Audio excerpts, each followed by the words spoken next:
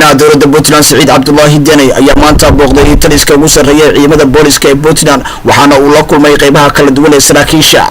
taliska waxaana ay ka wada hadleen xaaladda ammaanka ee mandaqada madaxweynaha kormeerkiisa ayaa waxa ku wehelinaya wasiirka amniga Cabdisamed Maxamed Gallan wasiirka amniga oo sidoo kale la hadlay warbaahinta waxa uu sheegay inay ciidamada booliska ay leeyihiin mas'uuliyad amni gudaha iyo sidoo kale tan magaalooyinka oo loo baahan yahay in ay ka shaqadooda si wanaagsan u gutaan maantana laga sugayo in wax laga bedelo ammaanka magaalooyinka Puntland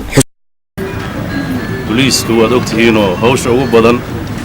oo dadku ugu baahi weyn yahay waa nabadgelyada nabadgelyadeena magaalooyinku meesha maraysaan waa ka warqabtaan waxaan u baahannahay wixii naga xumaaday inaan dib u saxno meelaha habacsanaantu ka jirtana aan iska gufeeno waxaan runtii aan rabnaa inaan u diyaar garowno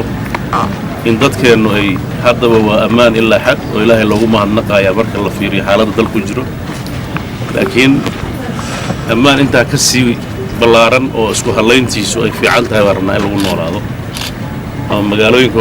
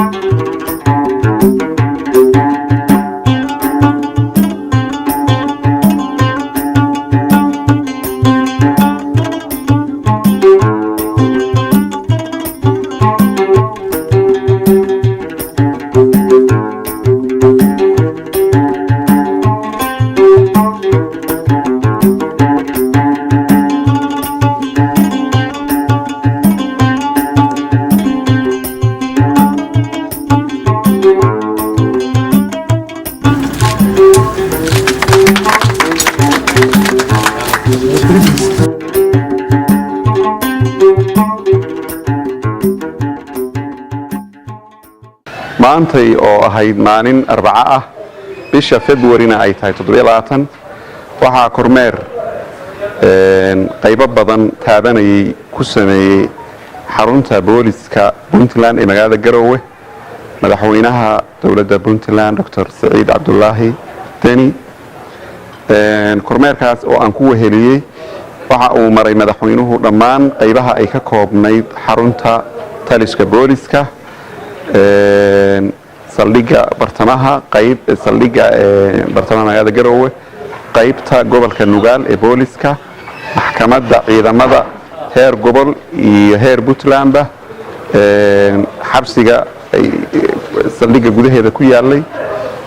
qaybta hoggaanka dambi baarista ee CID-da halkaas oo aanu kala kulannay dhalinyaro ay tababaraan ilaa haddana gacanta ku hayaan hay'adda Bankrat oo dhowr iyo 20 kuna soo bandhigay tababarka ay qaateen iyo qaabka ay dambiyada u baaraan u dabagalaan oo farsamo aad u qurux badan ahayd kadib waxa uu madaxweynuhu shir la qaatay saraakiishii booliska ee halkaa ku sugnayd oo ay warbixin kala qaateen waxa madaxweynuhu u soo gudbay kormeer uu ku sameeyay wasaaradda amniga qaybaheeda kala duwan qaybaha wasaaraddu ay ka kooban tahay agaasima waaxidada iyo xafiisyadooda agaasimaha guud wasiir ku-xigeenka iyo wasiirka iyo qayb cusub oo hadda lagu soo daray ama xafiis cusub uu madaxweynuhu xariga ka jaray wasaaradda amniga lagu biiriyay xafiiskaasoo loo bixiyay xafiiska diiwaangelinta saraakiisha fursadda u helay inay tababarka ku soo qaataan iyo aqoon waddanka dibaddiisa isla markaana aan xilhayn una diyaarsan inay ka mid noqdaan laamaha amniga iyo ciidamada xafiiskaasuu madaxweynuhu furay xafiiskaas wuxuu ahaan doonaa xafiis dhammaan ay iska diiwaangelin doonaan inta u tababaran arrimaha security-ga iyo ciidamada oo dalka dibaddiisa jaanisyada ku soo helay aqoonta iyo tababarada ciidan soo helay oo aan haddeer xil hayn ama aan ku shaqayn aqoonta ay soo barteen meel kastoo ay Puntland ka joogaan waxaa wasaaradda amniga ka soo bixi doona qoraan Xuseen Xasan Cabdi telefishinka caalamiga Ariel TV Garowe.